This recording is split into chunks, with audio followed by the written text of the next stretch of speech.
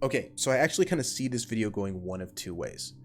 Either one, which is less likely, is that I'm going to agree with where Steven Omni lands with regards to Smash World Tour for 2023 getting suddenly canceled by Nintendo.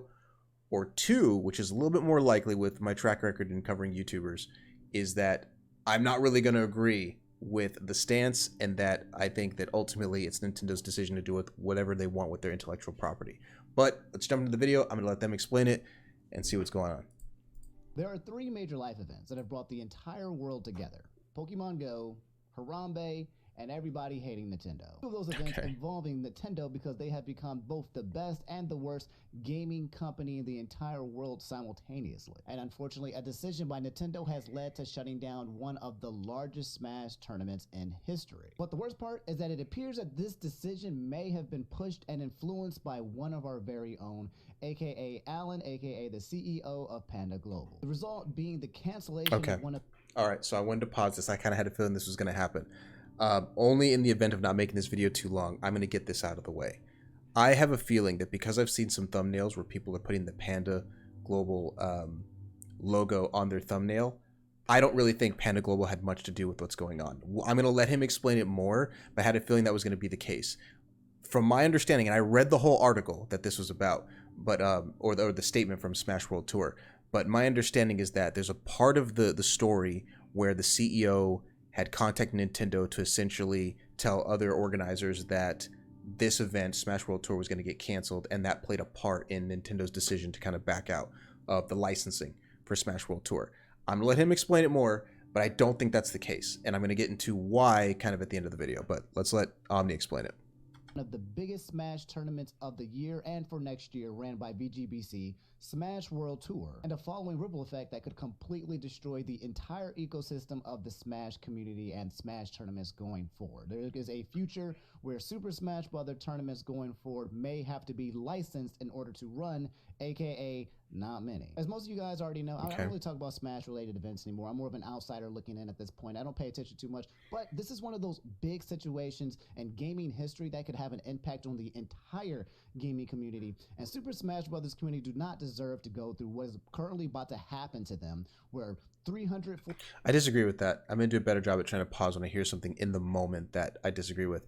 I disagree with that. I don't necessarily think, without running it back, because this is going to be a 21-minute video, because I'm going to listen to most of this, I disagree that this is going to ripple across the entire gaming community. I don't think that the Smash Brothers community represents a large part of the gaming community. It probably represents a large part of the fighting game scene, but the gaming community as a whole, I would disagree with that. So most other tournaments and most other game companies are kind of fine with their games being, streamed, broadcast without licenses. As far as I'm aware, it's really Smash Brothers and Nintendo where that's the kind of most strict, but I don't think it's going to ripple much further beyond that, because other games are fine with it already. $400,000-$500,000 plus and money going out to people to get paid to do work is now no longer going to be available because of some kind of heinous, weird, villain, bad story, goonery. Let me explain what's going on. Last night, the official Smash World Tour 2022 made this tweet and said the upcoming Smash World Tour Championship and the entirety of the 2023 Smash World Tour... I'm only smiling too, because it's normally with these kind of videos, I listen to someone explain, okay, well, what's going on in this particular news subject, right? In this instance, I actually read this entire thing before watching any videos, so I have a very specific stance with regards to what I read and what I interpreted was going on with regards to the Smash World Tour. Must be canceled. Here's the full story, and as you guys can see here, Smash World Tour is an international circuit of community events for Ultimate and Melee with over 35 stops all around the world. Essentially, these guys were at the playoffs. They were at the finals. They've already started the Smash World Tour for 2022, where they were going to wrap things up as of the rest of the year, and then they were going to start a completely new circuit for next year, but all of that got canceled. And as you guys can see in this official statement right here, there are 5 main topics. There's the introduction, there's how we got here, there's Panda Cup, there's the shutdown, and there's the conclusion. Instead of reading the entirety of what is the 15-minute article here, I'll read off some of the most important points so you guys can have a general understanding of what's going on, okay? In the introduction, it reads, "It is unbelievably heavy that we must announce that both the upcoming Smash World Tour Championships as well as the 2023 Smash World Tour must be canceled. Without any warning, we received notice the night before Thanksgiving from Nintendo that we could no longer operate. This was especially shocking given our discourse with Nintendo of the past 12 months. Since then, we have been working around the clock to take the proper steps logistically as well to prepare this statement with proper legal guidance. We are seriously grateful for all the support over the years, and we are incredibly proud of what we were able to build as a community. In 2022 alone, we connected over 6,400 live events worldwide with over 325,000 in-person entrants, making Smash World Tour the largest esports tour in history for any game title. The championships would have also had the largest prize pool in Smash history at over $250,000. The 2023 Smash World Tour planned to have a prize pool of over $350,000. That being said, we are truly devastated that this is all being taken away. The next point being how we got here, saying ironically, we thought there was a chance that last year's Smash World Tour championships and the tour overall were going to be shut down in November 2021 after the Panda Cup was first announced. Nintendo contacted us to jump on a call with a few folks on their team, including a representative from their legal team. We truly thought we might be getting shut down given the fact that they now had a licensed competing circuit and a partner and Panda. Okay, let me take a look at this. Because I want to make sure. I mean, I know he's reading it word for word, but Nintendo contacted us to jump on a call with a few folks of their team, including a representative from their legal team. Okay, that's an important thing, their legal team, but I'll let him go from here. So if you guys don't know, Panda Global is an esports team, and they also announced their own circuit as well, except for their circuit was Nintendo official. So basically, Nintendo stamped Panda and said, hey, you guys can run this circuit and we give you our approval. Now, if you don't already know, when it comes to most Smash tournaments, Nintendo does not get involved with Super Smash Brothers. Nintendo usually just stays away, creates their own games, does their own stuff, and we're over here like, all right, we're just gonna run this tournament, see you later, peace. And as long as people aren't like modding anything, then the two ecosystems just kind of ignore each other and exist simultaneously. But this was a big deal because Panda working with Nintendo was kind of like a, okay, so what happens to everyone else who's not working with Panda, if you know what I mean? Anyway, once they joined the call, they said they were surprised to hear it was just the opposite. Nintendo reached out to let us know they had been watching us build over the years and wanted to see if we were interested in. I might skip this ahead because I actually know all this. They made it clear that Panda's partnership was not exclusive, and they said it had not gone unnoticed that we had infringed on their IP regarding game modifications and had represented Nintendo's values well. They made it clear that the game modifications were the primary concern in regards to coming down on events, which also made sense for us to given the enforcement over the past few years in that regard. So Nintendo actually kind of looking like good people here, saying like, hey, we're reaching out to let you know we see you, and we actually kind of want to support you, which is a... I think in support of this too, maybe not in support of it, but like something I think is weird is that quote coming down on events. I don't necessarily know if I think that a legal representative would use that term. I think it's something, I mean, it's probably how they put it with regards to what they remember from the conversation with Nintendo, I guess Smash World Tour folks.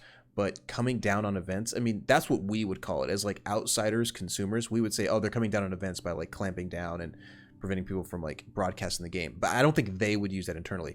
They might say something a little bit more generic, like we do not want our intellectual property broadcast, like something a little bit cleaner than coming down on events. Rare Nintendo W in these days based on the history of them absolutely destroying the Smash community and many times before over the past 20 years. But jumping into the juicy part, okay? The juicy part. We quickly found that many organizers were concerned about joining up in 2022. They told us that they had been told by Alan, the CEO and co-founder of Panda, that we were going to get shut down and we're not coming back in 2022. So somehow Alan had information privy to everyone else that basically Smash World Tour was no longer going to be able to be ran. And he was telling all these people behind closed doors, which had been confirmed in tweets, that, hey, you don't want to work with Smash World Tour because it's going to get closed down. And somehow they had this information, whether the information was already communicated to them or they just knew somebody at Nintendo, my uncle, my dad at Nintendo kind of situation. They somehow knew that everything was going to get shut down with Smash World Tour before it even happened. Anyway, the guys at Smash World Tour actually approached Nintendo about these communications, and they said they reminded them and reassured them that Nintendo is only looking to shut down IP infringement, that the Panda CEO does not represent Nintendo, and that they would have a conversation with him about his behavior. They reminded us and reassured that Panda's license is not exclusive. Okay, I'm probably going to skip this ahead because I actually kind of thought this would just be more like his opinion as to like what this is. As opposed to kind of reading most of the article. It's very long, but let's see. Let me see if I can skip ahead a little bit. You know, it does look pretty bad for them, but like when I was reading this over, and I guess I'll kind of reveal a little bit of where I stand at the moment, I don't think the Panda thing really matters. I know that's where it seems like if I watch more videos, that's where a lot of the, um, I guess, animosity is gonna like direct to, is like what the CEO is doing. But ultimately, it's Nintendo's call, and something that I probably skipped over or Omni didn't necessarily cover is that in the conversations with Nintendo and whoever this legal representative was, it was kind of discussed that there wouldn't be exclusivity with regards to Panda's event and I guess the Smash World Tour, which is maybe true. Like you could, tournament organizers could, participate in both events. So this does look bad from the perspective that some CEO is just running around kind of like behind the scenes, like, talking to tournament organizers and trying to get them to drop the event. But at the same time, it's Nintendo's call. If somebody wants to go ahead and do this, it's Nintendo's call to, make the decision on who gets a license and who's able to broadcast their game. So with regards to this, and I'm skipping forward to my stance kind of now because I have no idea how much longer this is going to take, but my stance is whoever the Smash World Tour folks were talking to, it wasn't a decision maker that was able to grant the license and for sure tell them, yes, you can run this tournament. I don't know who this legal representative was. I'm sure we'll never really know, but it sounds like whoever it was just, I don't want to say like a random Nintendo person, but it seemed to be someone that maybe thought they had more authority than they did. And then when they went up to like, their higher ups or their executive team, they came down with, no, we're not going to allow this event to be run, which is what I'm sure he'll get into, why the response at the end was very, very short and there was no warning. Aiden Calvin said if Nintendo/Panda's support were legit, they would leverage resources to provide organizers and the community with the best circuit possible. Instead, implied threats of cease and desist were consistently leveraged in order to stomp the competition. Nothing concrete to offer. It's laughable. Continuing, the irony is that if Panda and Nintendo were willing to play the long game and actually power up the scene with substantial money and resources, they probably would have won out naturally. Instead, they've imploded all of their goodwill. It's actually insane. Now, we already know about Nintendo, okay? They've imploded their goodwill a long time ago, okay? They've beaten and bruising up the Smash community so long, bro, that people got Stockholm Syndrome. They're like, should we be, if Nintendo came out here and gave us like a leaf or some money, we'd be like, yo, is this money cursed? Is it poison? Like, we don't know. That's how we feel. But to have it be one of our own, to have a shicey situation happen with one of the people within the Smash community, aka Panda, that feels even kind of like more treacherous. Continuing, he said, we existed in such an exciting time where two circuits and arguably a third entity, BTS, were competing for TO's attention with increasing levels of money being brought to the table. The future looked really bright, but Nintendo and Panda rather decimated the market altogether. So if you guys don't know, again, you have like BGBC and the Smash World Tour, you had the Panda Cup, and then you had BTS, okay? That's a lot of money on the table. That's a lot of sponsors. That's a lot of viewership for 2022, 2023, and going forward. The future of Super Smash. See, I don't necessarily know if Nintendo cares about that. I really don't think that they do. I think that Nintendo makes so much money from the sales of their games. To say that, like, supporting the Smash Brothers scene would be like a drop in an ocean is still an understatement. I just think it's like a nothing thing to them. And now, I think it's a nothing thing with regards to supporting it and getting involved, kind of like Capcom with Street Fighter and like grassroots communities and stuff like that. However, and I'll reveal this now too, because I don't think I'm going to find this in any other video. I think that a big problem with the Smash community, and I'm not even really involved in it, I just kind of hear about it through things like this, is that if you were to go to YouTube and like a tab and just type in Smash Brother Tournament, hit enter and watch like the first one or two videos that come up, the way that Nintendo's game is represented by commentators, by players, by these tournaments, it's just not a good look. It's not something that I think Nintendo, especially a Japanese company in Nintendo, is going to be all that comfortable with. I think that they'd rather take this bad press and be like, well, we'll just release the Breath of the Wild sequel and then you guys will buy that, or some new Pokemon game and you'll buy that, or some new Monster Hunter game, which I get are different publishers, or different development studios. But they'd rather just take the hit and then be like, well, unless something affects them financially, they're not going to care. And I don't necessarily think that they're really getting much in the vein of money from these Smash players. It's goodwill and that's it. And I don't necessarily know if that's enough to get Nintendo to kind of stop being the way that they are. Smash Brothers looked like it was going to be extremely healthy, and people were actually going to get paid out. Jobs were going to be created. The entire ecosystem. It's not even just about players and winning, okay? People who work behind the scenes, the production managers, the TOs, the event organizers, everyone that's trying to create all this stuff gets paid. And getting paid during a recession is a good thing. So for this entire ecosystem to collapse, a lot of money, people's money has been played with, and this is no bueno. Anyways. And that is unfortunate. I don't want that to go unnoticed. Is that like, or unspoken? That is unfortunate about this entire thing. My thoughts go out to everybody that, you know, was disenfranchised, if you will, about what happened.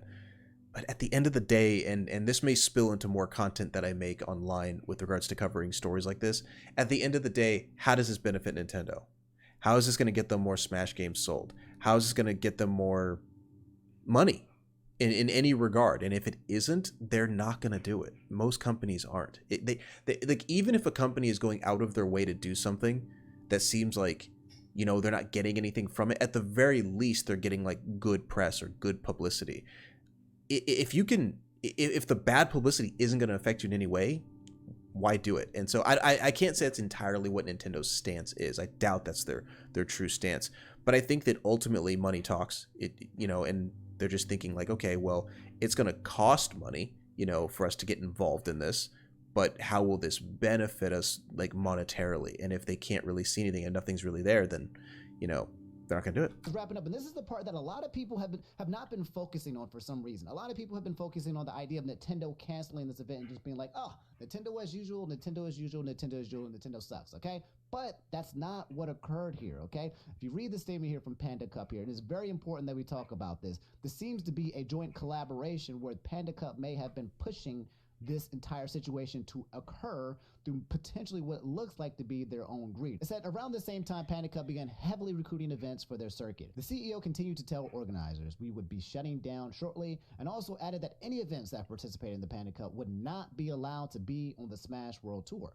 This exclusivity surprised us, not only because of our Nintendo conversations regarding coexisting, but also because we were not exclusive. And even back in January, we told organizers that they could be on both with zero issues from us. So basically, Smash World Tour being like, yeah, you can go to the Panda Cup if you want. Be a part of them. Be a part of the whole circuit. It'll count for us as well. We can all coexist in harmony. But at that time, Panda was like, nah, we kind of just want this to be us, our own exclusivity table. And if you go to any other event, it doesn't count, or we're not going to allow it. Continuing, at first, Panda targeted events that were not on the Smash World Tour. A few of these events had broadcast deals with the popular tournament broadcaster BTS, Beyond the Summit. The CEO of Panda wanted broadcasting rights to be included as part of the deal of the events joining the Panda Cup. Most of the events refused to break their contract, so Panda approached BTS directly to try to get the rights released. BTS had very little motivation to give up the broadcast rights for free, so they declined to get involved, causing the CEO of Panda to escalate things quickly.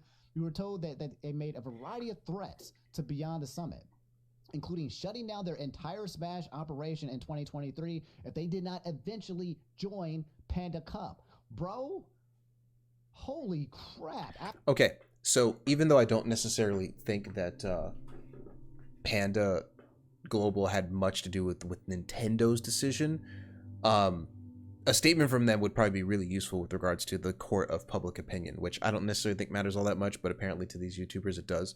To the court of public opinion, because in my head, as I thought about this, even when I was reading this statement from the Smash folks, when I was reading this, I was just like, I don't know how this Panda guy can really, CEO Allen, I don't know how he can spin this where it's like, it looks good for him.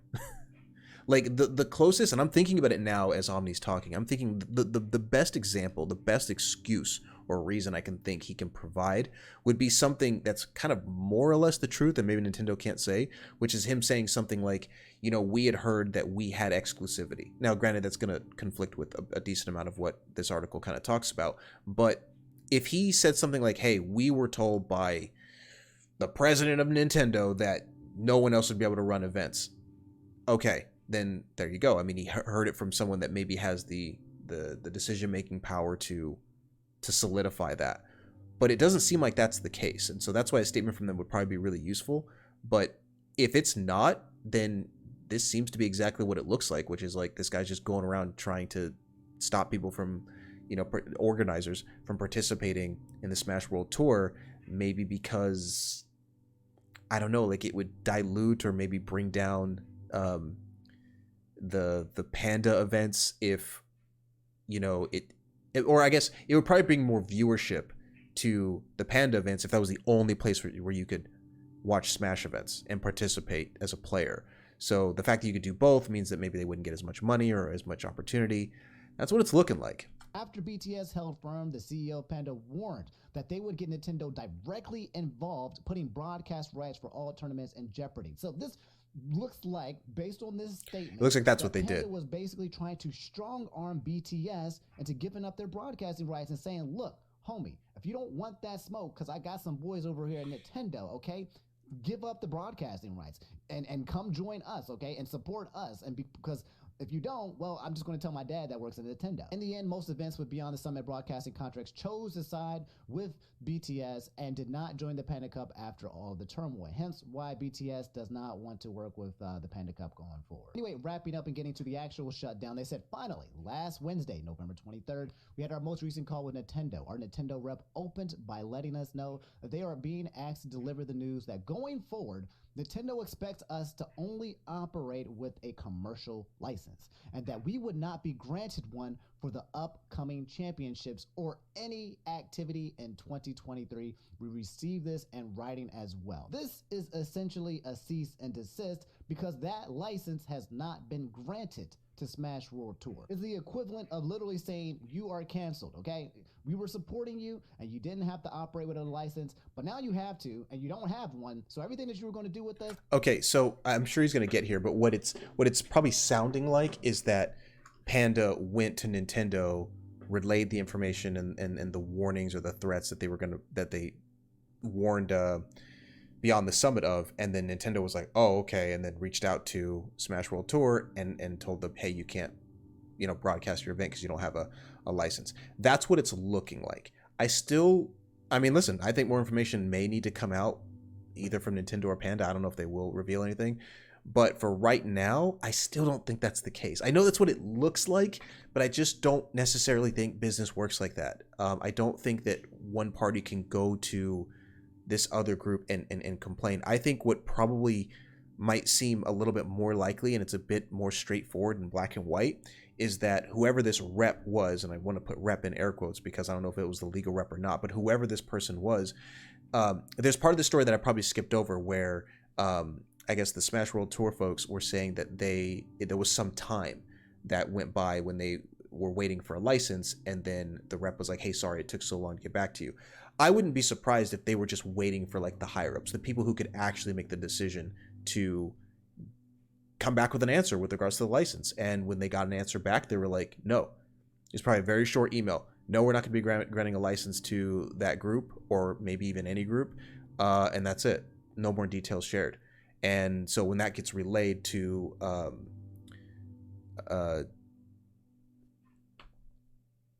Smash World Tour, lost it for a second there, it does seem very much like it was an abrupt thing. And they said that they were strung along for months.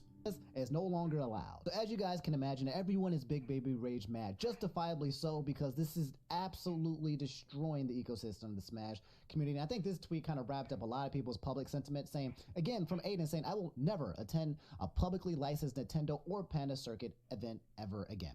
I will continue to support grassroots, locals, and majors unaffiliated with Nintendo that have been the lifeblood of our scene for 20 plus years. It is now abundantly clear that Panda is simply a means to the end of controlling the scene, choking our last drops of independence from us as a community. TLDR, you have Nintendo and the evil dictators using the strings of Panda Global to basically do a trickle-down economics to control the Smash community through Panda. Now, Panda is basically being used as the mouth of Nintendo, and they're saying like, hey, we may just only allow big events to be to companies that have our license, and right now the only people that are licensed to run the tournaments is Panda, which people are now terrified from because they're saying like, what's going to happen to future events? Ladies and gentlemen, the plot thickens. The plot thickens. Okay, I was going to say, first off, I'm going to let the plot thicken, but that is within the company's right, and I understand that it's upsetting, and I also understand that because it's not happening to me, I probably am not as attached to this as like somebody in the Smash scene would be, like in the Smash World Tour, but that is totally within their right. If they gave exclusivity, or not exclusivity, but if they gave whatever stamp it was to Panda to run the events and they tell any other event no, and you guys were waiting on the green light to do whatever it is that you were going to do that was going to like boost this, you know, economy or whatever the case is, that's unfortunate, but it's their call. You can, and I like Aiden's response, the Twitter response, because one of the things that I think I was coming into this video wanting to say is that whether it's me or Omni or whoever else made a YouTube video about this, I think a lot of people just complain, but it really takes, like I said, people have been saying vote with your wallet for decades now. For things that aren't even gaming related, which is true. If you want to affect these companies and you want to really see change, then you have to do something that affects them in their pocketbooks, essentially, right? Their money. And so not attending an event or not supporting their games in some capacity, that's a bit far. I don't think that's ever going to happen for Nintendo fans.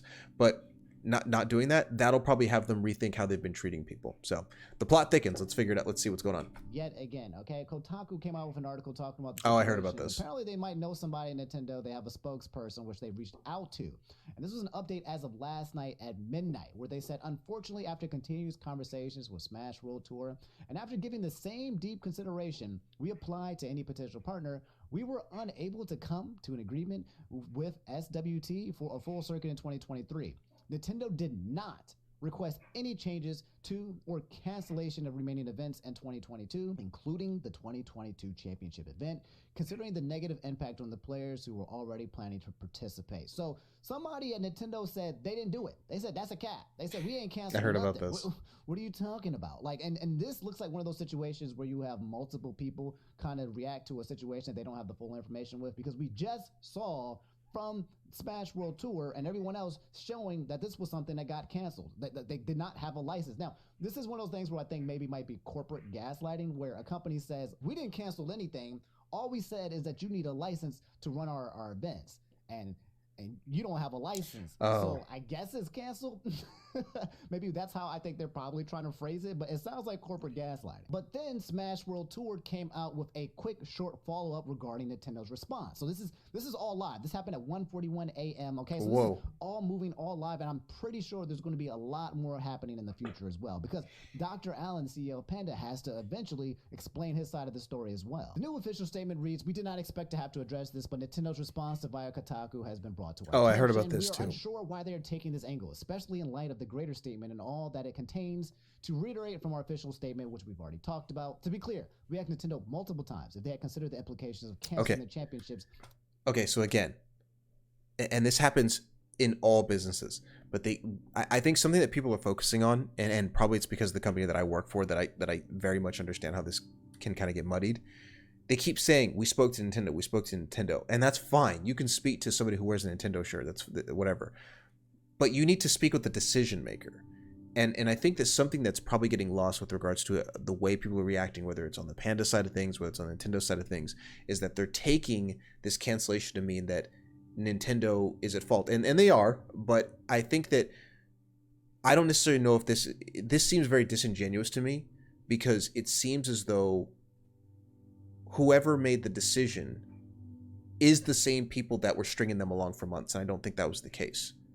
As well as the next year's tour, they affirmed that they had considered all variables. We received this statement in writing from Nintendo shortly after our call. Quote, "It is Nintendo's expectation that an approved license be secured in order to operate any commercial activity featuring Nintendo IP. It is also expected to secure such a license well in advance of any public announcement," which, VGBC did.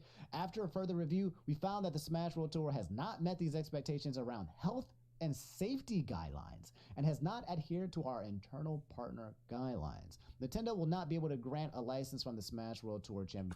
Okay, so, and that's another thing too that I think I probably skipped, or maybe Omni skipped in reading the initial part of this story, was that I think the people that SWT, it's way a lot easier to say than Smash World Tour every time, but SWT, they spoke, I think, with someone from Nintendo of America. I read the whole article. I read their whole thing. It was super long. But I think that they spoke with someone from Nintendo of America. But given that, and this is my inference here, so I don't necessarily know if this is the case. This is just sort of what I'm inferring from what I read, is that once it became like, okay, we're going to get more countries involved because it's a global tournament, that's when it needed to go up whatever next chain was. And I wouldn't be surprised if like this response that was given to SWT is the same response that was given to the Nintendo rep that SWT was talking to, that they forwarded along. You know what I mean? Like, let's say, for example, I'm the Nintendo rep that's working with SWT. But you, person who's watching this video right now, pointing over here, but over here, person who's listening to this video right now, let's say you are the decision maker that determines who gets licenses. You're the person that wrote this statement, right, that Omni's reading. If you give this statement to me and I give this statement to SWT, there you go. Like, that's it. And that's kind of what it looks like happened. I think that sometimes, I mean, Nintendo did it in their own statement here, but I think sometimes when people say, I spoke with somebody from Nintendo, you're not speaking with the president, you're not speaking with the CEO, you're not speaking with someone that can do anything, you know, like any decision maker. So I think that this is probably, I mean, it's very possible, and maybe I'll make a follow-up video if something else kind of comes up with regards to this story. I think this is kind of wrapped up, though. I don't really think, I mean, I'm going to keep playing the rest of this, but I think that the way that this goes, the back and forth that it seems like is happening when Nintendo's like, we didn't cancel anything.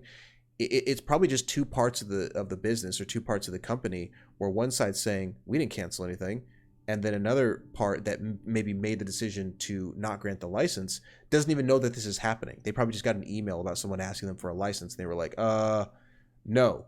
Copy and pasted this in there, hit send on their email, and then there you go. 2022 or any Smash World Tour activity in 2023. So, Smash World Tour, they asked for a license early in the year around April, and apparently this is not going to be honored because of something that happened around health and safety guidelines. Now, that's a new term that I have not heard from, and that's something I like to see if Nintendo can go into, health and safety.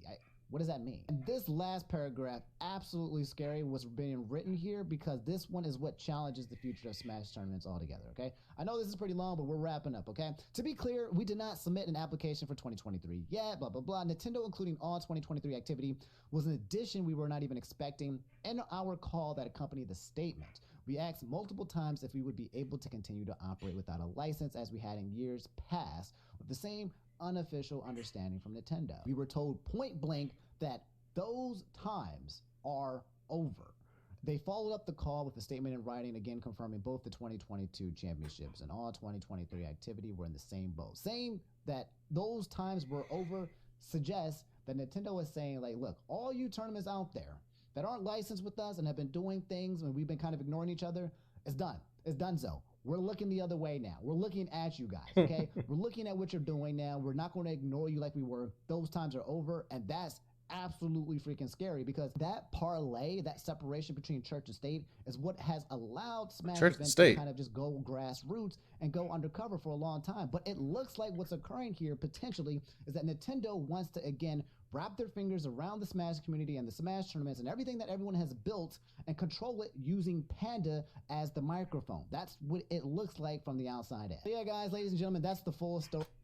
That is what it looks like.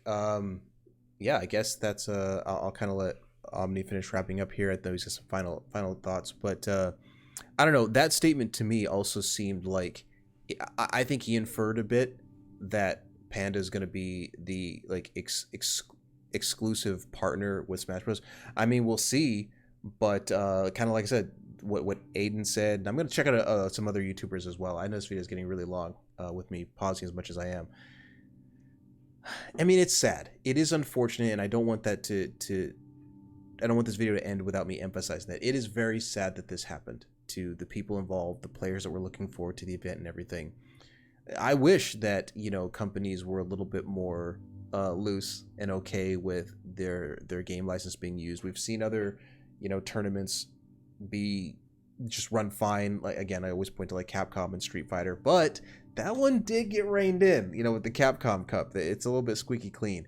So health and safety guidelines, I don't know. I think that was kind of a catch-all. I think that's one that's like hard to refute. You know, it's like, you know, hey, we didn't feel that you guys were taking the health and safety of the players and the commentators and everybody involved, you know, to a particular standard. So that's a hard one to battle against. I kind of tilted my head in surprise, mainly because I would love nothing more than this scenario. I would love nothing more than, I don't know what else there is to Panda Global other than Smash. I mean, I would imagine they do other things, but if all they're running is Smash tournaments, and people don't go to them, that would be, I would make a video about that. That would be so amazing to me, because that's the response. That's what you do. And without this going too long of a tangent, because I know this video is long, one of my issues with people making videos and talking about things on Twitter or Reddit or social media or whatever it is that everyone just talks and there's no action really behind it. I guess making YouTube videos kind of action, but everybody's just talking about it.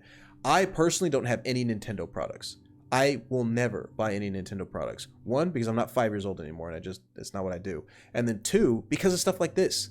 I don't like the way businesses treat people, and whether it's, Ubisoft or it's Blizzard Entertainment, Activision, or it's Nintendo, if I don't like the way a business is treating its consumers and customers, I'm not going to support them. So I will never buy Nintendo stuff, because this is how they treat people. They ruin their lives, but at the same time, I would like to see people, it can't just be me or a handful of individuals. I want to see the Smash community just kind of like, no, we're not going to these events and we're not playing your game. We're going to do something else. They're not going to do that. They're still going to play, if maybe underground, maybe have tournaments and not broadcast them, or record them and upload them to YouTube or something like that.